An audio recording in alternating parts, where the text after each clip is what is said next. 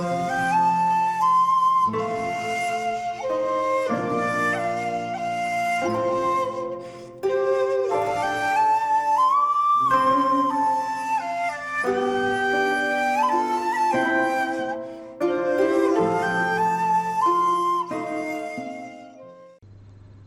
there, this is Solitaire Ronan from Solitaire Ronan Films, and welcome to another episode of In the Frame. Today I'm going to be talking about the Blind Dead collection. 4 films by Armando de Osorio from Spain in the early 70s. This is the Anchor Bay DVD set. I believe there is a Region A Blu-ray of the 4th film, Night of the Seagulls. I don't know whether that is in Spanish or dubbed. There's also a Blue Underground DVD set which actually came in a coffin shape as well. They are pretty good prints, I have to say, for DVDs, because Anchor Bay is essentially Arrow before Arrow came along. Anchor Bay kind of did this kind of thing. So we have the first film, Tombs of the Blind Dead. The first 2 films in this set are in Spanish with English subtitles. Unfortunately, the last 2 are dubbed, and you kind of know what dubbed films from the 70s are kind of like. The second one is Return of the Evil Dead, also known as Return of the Blind Dead. These all had like 4 or 5 different titles. The third one is The Ghost Galleon, and the final one is Night of the Seagulls. As the director said, they know seagulls don't fly at night, but there's obviously day for night shooting where there's lots of seagulls. And finally, the 5th disc in the set is a couple of documentaries about Armando de Osorio, The Last Templar, and Unearthing the Blind Dead. There's also a DVD-ROM feature for all you DVD-ROM fans of A Farewell to Spain's Night of Horror. And the 5th disc actually has a very nice little booklet that's actually got quite a lot of nice pictures. De Osorio made kind of lots of exploitation films, kind of in the vein of Paul Naschy, but maybe not as famous as Paul Naschy. This is the series he's kind of famous for. This kind of came to my attention while I was watching videos on Sea of Tranquility, the wonderful Pete Pardo YouTube channel, which is mostly about progressive rock music and metal and classic rock, but he does a Monsters Den series of videos where he talks about Universal monsters, Hammer horrors, and he and a few friends were doing the top 5 John Carpenter films, and The Fog was kind of brought up, and one of his guests mentioned the Blind Dead series of films and how they may have been an inspiration to Carpenter. I'm not going to upset all the John Carpenter fans, myself included. The Fog is better, than these films, but film 3, The Ghost Galleon, and film 4, Night of the Seagulls, you can kind of see the influence on Carpenter's Fog. Obviously these were the early 70s, and The Fog was 1980, I believe. So in general, these films are fun films. They're perhaps not great films, but they're between about 80 and 90 minutes long. They never actually outstay their welcome, even if there's sometimes some pointless exposition going on. The character design, the creature design is actually quite creepy. So the basic premise is,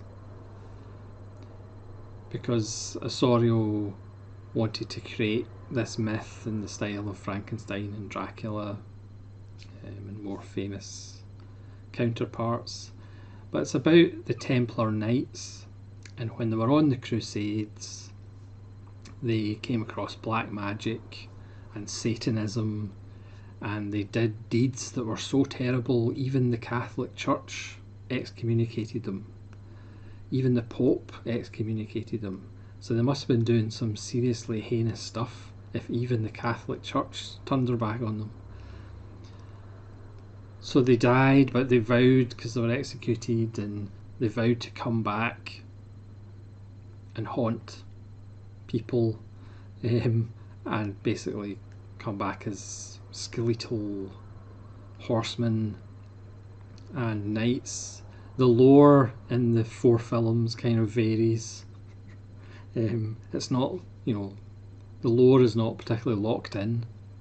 So basically what happens is people discover an abandoned settlement or an abandoned boat, and the Templar Knights come back. But the nice thing about the Templar Knights is they are the blind dead, but they can sense people when they're scared. Now obviously people do a lot of screaming, so you can hear them with their skeletal ears, but obviously their ears have fallen off due to the rot, as your ears tend to do. But they can sense fear, which is a nice touch. So the first film, Tombs of the Blind Dead, is pretty much, again, a forerunner to Texas Chainsaw Massacre. It's basically hitchhikers or holidaymakers who get separated. One of the girls goes to this abandoned settlement where nobody goes. It's one of those, when people hear they've went there, they stop what they're doing. It's almost like a dog playing a piano in a western and then stopping dramatically. And for some reason she undresses like you do for the night in camps, and then the Templar Knights, the blind dead, come out and do terrible things to her, and her friends go and investigate as well. The police turn up and they all get involved and try to find out what the heck's been going on. But despite as daft as these films are, there's charm to them, and they are kind of fun. Again, even though the Templar Knights are kind of slow moving, there is just something quite creepy about the design, and it's quite effective. I would say the first 3 films do have those dubious 70s sex scenes that are pretty much rape scenes, where a man will say, "Oh, we're about to die, so I'm just going to have sex with you." The woman doesn't want to have sex. And then after it, they just kind of put their clothes on quietly again. But it's pretty much rape scenes, but it's not kind of framed that way. So that's a little bit distasteful. But apart from that, they're fun little films. Return of the Blind Dead is slightly more political. There's some satirical elements involving a mayor.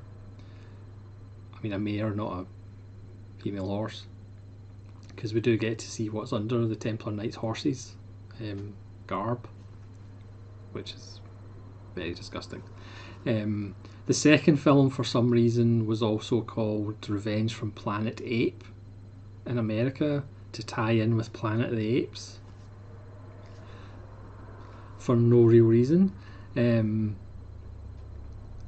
would say the first one and the fourth one are probably the best films, but the other 2 are fun, and again they kind of do fly by, even though sometimes not much is happening. But for some reason the second one, they want to bring back the blind dead as some form of ritual. Again, we get flashbacks in all the films to the Templar Knights when they actually had flesh attached to their skeletons. The third film, which is part of the last 2 that you can see more of an influence on The Fog, is the Ghost Galleon, which a couple of models are put on a boat on the middle of nowhere by this company, and they're going to do as a stunt, they're going to be found and they'll be advertising stuff. Seems fairly bizarre. And they come across the ghost galleon, and one of them goes missing on the boat, and the other one goes on the boat to find her. It must be a massive ship because they can't seem to find each other. And then the boss of the company, along with some square-jawed individuals, and obviously the professor from somewhere or another to explain and give exposition, they turn up as well. Again, it's the ghost galleon appears out of nowhere. It has all this treasure, so they're brought in by that as well, because it exists in a zone that doesn't follow time and space. So from the outside world, you don't even know it's there, but you just go into the realm of the ghost galleon. Again, completely daft, but atmospheric and creepy. There's even a wonderful scene where they're brightest by fire, because obviously the blind dead don't like fire, even though they're blind, but they can sense the heat, and their little skeletal hands are going like that. It's quite moving. Of course, the professor on one hand is like, I believe in science, and I have to have like empirical data and fact, but he's also well versed in exorcisms. And it's like, yes, I knew these exorcisms would come in handy one day, even though he's a man of science. But he's a complex character. Unfortunately, like I said, the Ghost Galleon is one of the first two to not be in Spanish language, so it is dubbed. So some of the dialogue is a little bit leaden. But to be fair, some of the Spanish dialogue in the first two are a little bit leaden. So the Ghost Galleon is lots of fun. Again, it's eerie at the end. They do kind of go for nice bleak endings, which is good. Really keeps the spirits up. And then the fourth one, the climax, is Night of the Seagulls, which again, like I said before, the director does state in the extras that of course seagulls don't fly at night. But never mind. And again, this is a doctor and his wife going to this small, remote seaside town.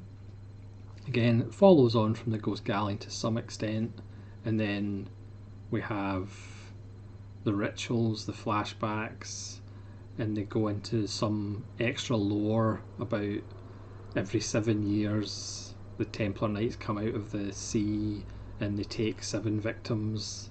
I should say the films aren't particularly gory. There's some blood, but there's not a lot. It's more creepy and atmospheric, or laughable and silly, depending on your viewpoint. They're certainly not scary films. They're effectively creepy in places, I would say. And this one really gives you that kind of feeling of outsiders, the little towns fairly inbred. Again, people don't talk about the secret. But again, it's an effective little chiller. But I recently found out, just doing a little research, obviously you can tell with videos I don't do a lot of research, there was a 2020 film called Curse of the Blind Dead made. It has a whopping 3.2 rating on the Internet Movie Database, not that that's a particular judge. I'm not sure I'll search that one out though. But if you're looking for some late night fun, I would highly recommend The Blind Dead. There are wonderful little films, Tombs of the Blind Dead and Night of the Seagulls especially, but if you're in the right mood, there's plenty of fun to be had by Return of the Blind Dead and the Ghost Galleon. And if you can pick up this set, the prints are actually really good, and it's a really good booklet, and the extra disc of interviews is pretty interesting as well. So thanks very much for watching. Please let me know if you're an aficionado of The Blind Dead, and what your favourite Blind Dead moment is and film, because it's full of wonderful moments if you kind of look over the kind of rape and nastiness. So thanks so much for watching. Please let me know what you think of the Blind Dead, and hopefully you'll join me again for more In the Frame videos. This is Solitary Ronin from Solitary Ronin Films, saying farewell.